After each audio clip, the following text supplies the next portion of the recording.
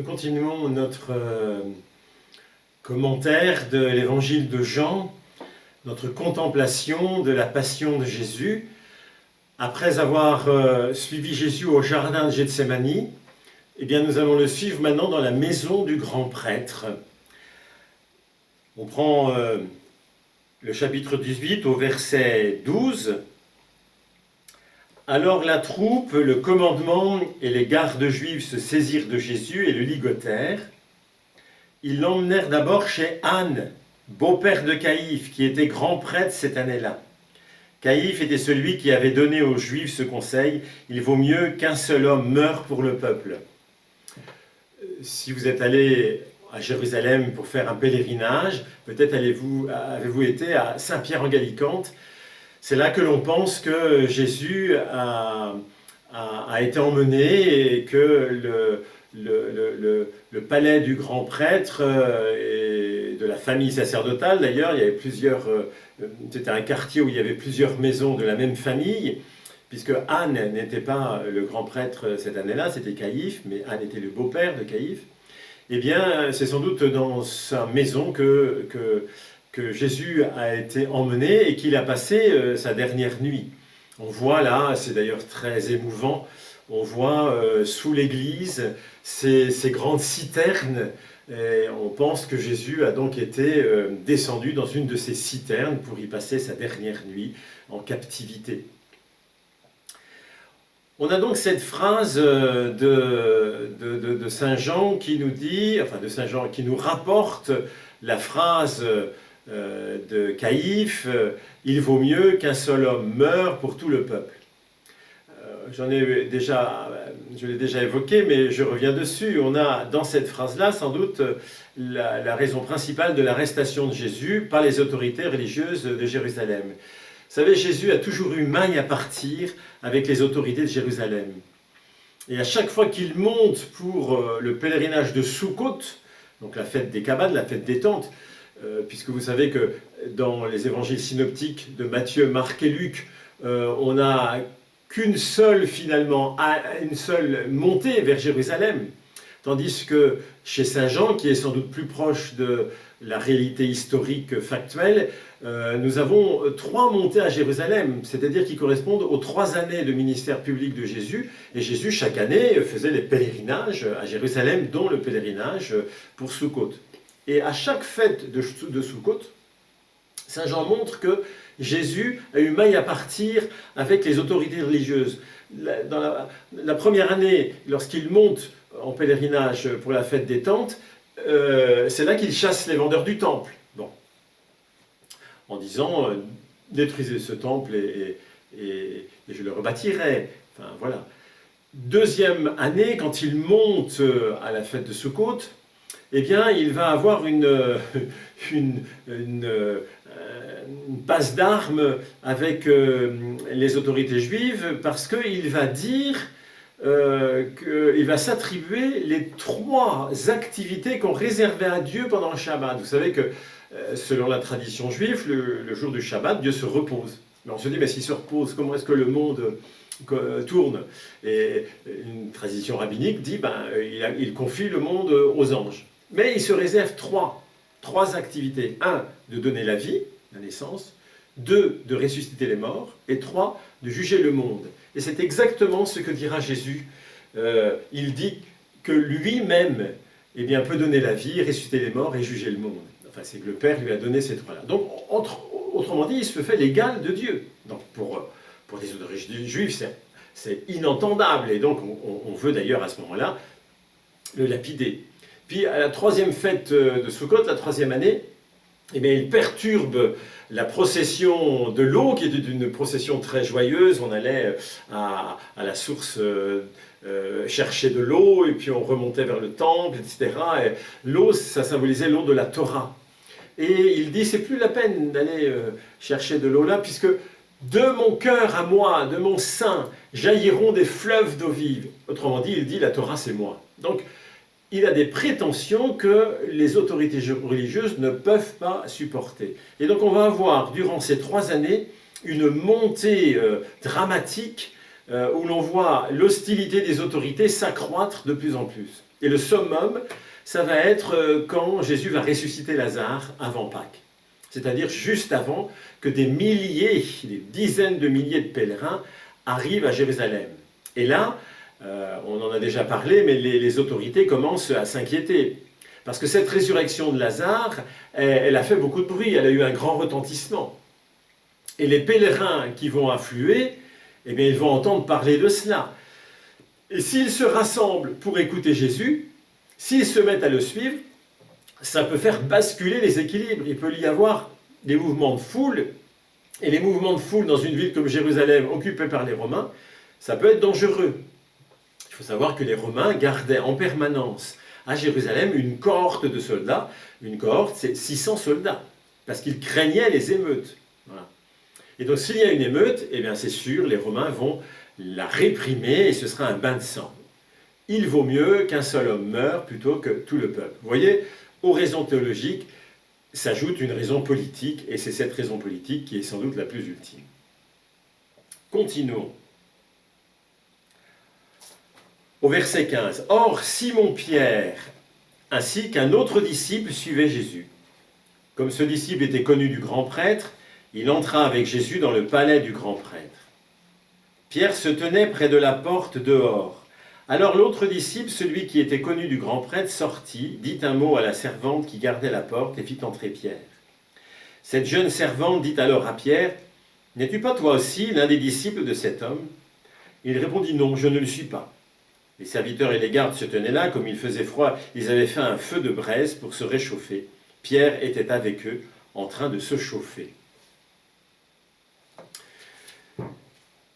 D'abord un petit mot sur cet autre disciple. On a beaucoup glosé. Qui est cet autre disciple? Ben, une tradition dit que c'est Saint Jean. Mais on a deux possibilités, ou bien c'est le Saint Jean apôtre que l'on connaît, qui suit Jésus, qui fait partie des 12, ou bien plusieurs pères de l'Église parlent d'un prêtre Jean. C'est-à-dire qu'il y avait parmi les prêtres du temple un certain Jean qui était disciple de Jésus, mais sans doute en secret. Bon. Est-ce que finalement les deux vont ensemble? Est-ce que l'apôtre Saint Jean était aussi prêtre du temple? Bon, point d'interrogation. En tout cas, on voit qu'il a ses entrées dans la maison du grand prêtre, et donc il est connu du grand prêtre, et c'est tout à fait vraisemblable qu'il soit lui-même prêtre. Voilà. Ce sera d'ailleurs chez lui que c'était d'ailleurs chez lui que Jésus a célébré la scène. Enfin, c'est une probabilité que ce soit chez Jean. Alors, on dit que Simon-Pierre suivait Jésus. Dans la version de Saint Luc, il est dit « Pierre suivait Jésus à distance, de loin ». Bien sûr, on peut l'entendre d'abord en un sens topographique, géographique, c'est-à-dire qu'on peut voir la distance à quelques mètres de Jésus, de manière à ne pas se faire remarquer. Mais on peut aussi l'entendre dans un sens spirituel. Pierre suit à distance parce que finalement, il ne s'engage pas vraiment complètement. Alors, à sa décharge quand même, remarquez qu'il est le seul avec Jean à avoir été aussi loin. Les autres, ils sont barrés quand même. Hein. Lui, il a eu quand même le courage d'aller jusque dans l'antre du loup, j'allais dire, hein, et jusque chez le grand prêtre. Bon. Mais enfin quand même, on sent bien qu'il est partagé. Et on verra avec ce reniement qu'il a penché du mauvais côté. Mais il est partagé. À la fois, il veut suivre son maître et ami, et en même temps, il résiste et il y a une réserve. Il suit avec le cœur à distance, quand même. Vous voyez, il est distant. C'est intéressant d'ailleurs de voir Saint Jean parler du chaud et du froid. Il faisait froid et ils avaient allumé un feu pour se réchauffer. Ben, vous voyez, Pierre n'est ni froid ni chaud. Il est tiède. Voilà. Vous connaissez ce passage de l'Apocalypse où le Seigneur dit à l'église de Laodicée « Je connais tes œuvres, tu n'es ni chaud ni froid. Si tu pouvais être au moins froid ou au moins chaud, mais non, tu es tiède, ni froid ni chaud, je vais te vomir de ma bouche. » C'est terrible ces paroles-là. Et donc par 3 fois, Pierre va renier son maître en disant « Je n'en suis pas ». Et en grec, Ça se dit uk eimi. Ça vous rappelle rien ça, uk eimi? Ça vous rappelle pas le ego eimi? Je suis. Et en fait, lui, il dit je ne suis pas. Non, je ne suis pas. Je n'existe pas. Pierre, il tient son identité de son amitié avec Jésus. Ça le constitue comme Pierre. Comme Simon, son identité, il la tient de la chair et du sang. Il la tient de ses parents, de son origine familiale. Il est Shimon ben Yohanan, Simon fils de Jean. Mais comme Pierre, c'est-à-dire comme fondement de l'Église, Simon-Pierre, il tient son identité de l'amitié du Christ, de Jésus. Sans cette amitié, il n'existe plus. Et vous savez que dans la Bible, celui qu'on appelle la pierre, le rocher, c'est Dieu. Et ce nom de Pierre, Jésus va se l'attribuer aussi. Il est la pierre rejetée des bâtisseurs. Saint Paul dira, il est la pierre d'angle. Et donc, quand il donne ce nom de Pierre à Simon, Shimon ben Yohanan, eh bien, c'est une manière de lui dire, maintenant, tu es un autre moi-même. Toi et moi, nous allons être la pierre sur laquelle je bâtirai mon Église. Si bien vous voyez qu'en reniant Jésus, Pierre se renie lui-même en tant que Pierre. Il n'est plus rien. Qu'est-ce qui s'est passé pour que Pierre en arrive là? On lui demandera quand on arrivera au ciel, mais sans doute que Pierre a été pris de peur. La peur d'être lui aussi arrêté, sans doute. Mais je pense que ce n'est pas suffisant de dire cela. Il y a quelque chose d'autre qui s'est passé dans le cœur de Pierre. Ce qui s'est passé, c'est que son amour pour Jésus s'est refroidi. Il est devenu tiède. Si son amour pour Jésus était resté brûlant, ben, il aurait eu le courage de témoigner ouvertement qu'il était un de ses disciples. Comme le font tous les martyrs chrétiens depuis 2000 ans. Regardez les 20 Égyptiens appartenant à la communauté copte. Enfin, je crois qu'il y en avait un qui n'était pas égyptien dedans, mais ces martyrs qui furent exécutés le 15 février 2015 sur une plage de Libye par les miliciens de l'État islamique, aucun n'a voulu renier le Christ. Aucun n'a voulu professer la foi musulmane. Ils sont restés fidèles à Jésus parce que leur amour pour Jésus ne s'est pas relâché. Et pourquoi est-ce que l'amour de Pierre s'est relâché? Parce qu'il a été déçu par Jésus. Peut-être même qu'il en a honte. Vous voyez, il attendait un Messie puissant pour libérer Israël, et il a devant lui un homme faible qui se laisse arrêter sans même se défendre. Vous voyez, Pierre doit être terriblement déçu par Jésus. Et peut-être même qu'il se sent lui-même trahi. Il plonge dans la colère, dans le désespoir. Il avait, pendant le repas, refusé que Jésus lui lave les pieds. Quand même faire le geste de l'esclave, ce n'est pas digne de celui qui va devenir roi. Il ne veut pas être le disciple de ce Jésus qui est faible, d'un Messie vulnérable. Continuons. Nous continuons à partir du verset 19. Le grand prêtre interrogea Jésus sur ses disciples et sur son enseignement. Jésus lui répondit, « Moi j'ai parlé au monde ouvertement. J'ai toujours enseigné à la synagogue et dans le temple, là où tous les Juifs se réunissent, et je n'ai jamais parlé en cachette. Pourquoi m'interroges-tu? Ce que je leur ai dit, demande-le à ceux qui m'ont entendu. Eux savent ce que j'ai dit. » À ces mots, un des gardes qui était à côté de Jésus lui donna une gifle en disant, « C'est ainsi que tu réponds au grand prêtre ?» Jésus lui répliqua, « Si j'ai mal parlé, montre ce que j'ai dit de mal. Mais si j'ai bien parlé, pourquoi me frappes-tu » Anne l'envoya toujours ligoter au grand prêtre Caïphe.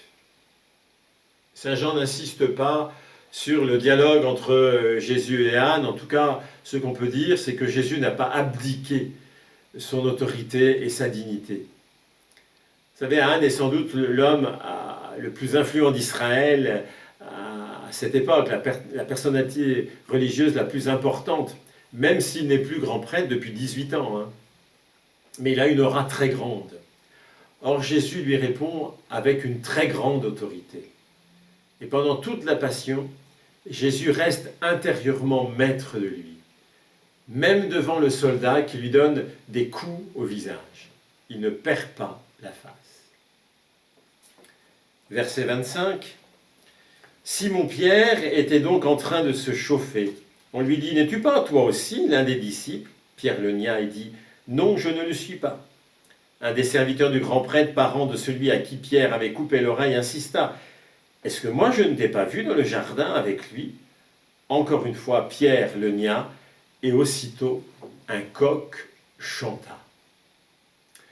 Un auteur juif, Shalom ben Korim, fait remarquer que la première bénédiction du matin dans le rituel juif dit ceci, « Loué sois-tu, mon Seigneur, roi du monde, qui a donné au coq l'intelligence pour distinguer la nuit du jour. » Vous voyez, on bénit pour le chant du coq. Le chant du coq, dans la nuit du vendredi saint, c'est une bénédiction pour Pierre. Ce n'est pas une malédiction. C'est ce chant-là qui va provoquer son repentir. Les autres évangélistes, d'ailleurs, évoquent les larmes de repentir de Pierre. Eh bien, ces larmes de repentir, c'est en quelque sorte la rosée de l'aurore qui se lève dans le cœur de Pierre, l'aube de la miséricorde. Tout n'est pas perdu. Et c'est sans doute cette lueur d'espérance qu'a voulu évoquer Françoise Burtz dans sa deuxième représentation du reniement. Et, Pierre a changé de côté.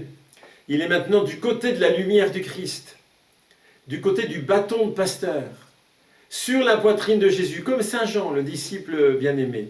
C'est une anticipation du chapitre 21 de Jean, où Pierre, par 3 fois, va dire à Jésus qu'il l'aime. À ce moment-là, il aura retrouvé cet amour brûlant qui va devenir encore plus ardent après avoir été passé au feu de la Pentecôte, et qui le conduira au martyre, que là, il ne récusera pas, et qui est symbolisé par cette épée qui lui touche l'oreille.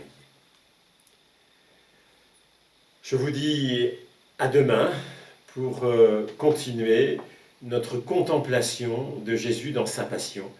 Et là, nous arriverons à la maison du gouverneur, le procès et la condamnation à mort. Bonne soirée.